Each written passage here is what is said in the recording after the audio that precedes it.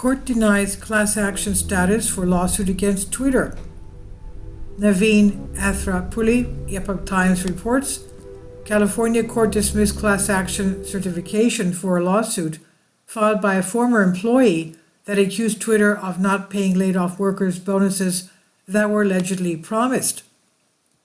Mark Schobinger, plaintiff, was Twitter's senior director of compensation during 2022-23, a time when the company was in the process of being acquired by Elon Musk, according to an October 16 order issued by the U.S. District Court, Northern District, California. At the time, Schobinger was a member of a group of employees eligible to receive annual bonuses in early 2023. However, the company was under no obligation to pay, a fact that is undisputed under the terms of the bonus, the order noted. Paying the bonus was a matter of discretion for the firm. Schobinger alleged that the company promised employees in April, May, and August of 2022 that it would pay the bonus provided the workers stayed with the firm throughout the acquisition. The plaintiff claimed he did stay during the phase because of the promise. He filed the lawsuit after not getting paid and sought certification. On Wednesday, U.S. District Judge Vince Chabria denied Schobinger's motion, noting that he is unfit to act as a class representative. The judge pointed out that the plaintiff had argued against Twitter paying the bonus while he was under employment with the firm. In November 2022, months after Twitter bonus promise, Schobinger sent a message to the company's head of people's experience, stating that whether to pay the bonus was purely dependent on the discretion of Musk. Schobinger also wrote that he recommended not to pay the bonus. In February 2023, the plaintiff sent a white paper to several executives on the issue, stating that not paying a bonus would be prudent. Evidence also points to Schobinger telling Musk in a meeting a month earlier that the firm need not pay the bonus, the order stated. These statements make Schobinger not an adequate class representative, Chabria wrote. At his disposition, Schobinger offered a convoluted explanation for how he could possibly have believed he was entitled to the bonus, while simultaneously advocating that the company not pay it. It seems likely that Schobinger's explanation is untrue, the judge said. But even if he is telling the truth, that's besides the point for purposes of this motion, because even if he is telling the truth, his conduct makes him the worst possible candidate to serve as a legitimate representative for the other Twitter employees who did not get a bonus. The court also highlighted a major issue with the motion.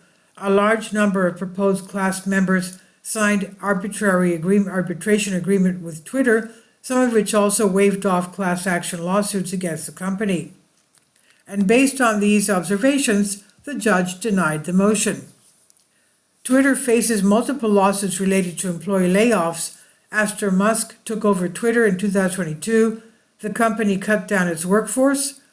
In August, U.S. District Judge Araceli Martinez-Olguin dismissed a lawsuit brought by former employees with disabilities who were fired after the takeover. Dmitry Borodenko, an ex-employee around that, argued that the terminations violated Americans with Disabilities Act, as the layoffs treated disabled people differently. After Musk's acquisition, the firm reversed work from home policies and said that employees who remained with the company would have to work for long hours, according to the complaint. Martinez-Olguin pointed out that the plaintiff did not back his claims with proof. Borodenko fails to show how employees with disabilities were treated differently by Twitter's broad return to the office policy and increased workload, the judge wrote in her ruling. Borodenko's theory improperly relies on the assumption that all employees with disabilities necessarily required remote work as a responsible accommodation. In July, a California judge sided with Twitter in another case related to mass firing of staff members. The plaintiffs sought at least $500 million as severance pay for around 6,000 terminated workers. The lawsuit alleged that Twitter promised a favorable severance plan that resulted in the employees staying longer at the firm than they would have. When they were let go, they received less severance pay than expected, it says. The judge in the case noted that after Musk took over, Twitter notified staff members that they would get lower severance payouts when laid off, thus dismissing the complaint. And this is on Zuri Sedge from the Epoch Times. Naveen Athrapuli. Please leave your comments. Thank you for your support. Finally, support my Patreon account. The daily posts are 5 videos daily, and they are totally different from what I have on my YouTube channel. Thank you so much for your support and that you find all my content so interesting. You'll find the Patreon account details in the description box below.